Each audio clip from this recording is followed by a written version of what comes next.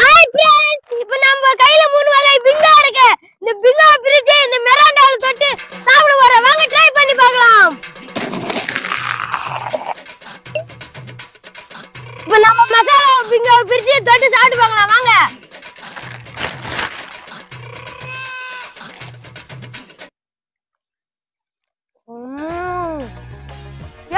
மக்களே, இப்போ நம்ம டொமேட்டோ ஃப்ளேவர் பிரிச்சு சாப்பிட்டு பார்க்கலாம் மக்களே.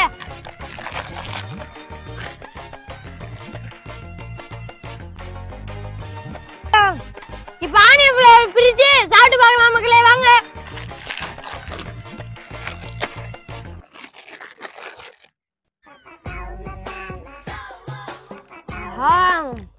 சூப்பரா இருக்கு மக்களே.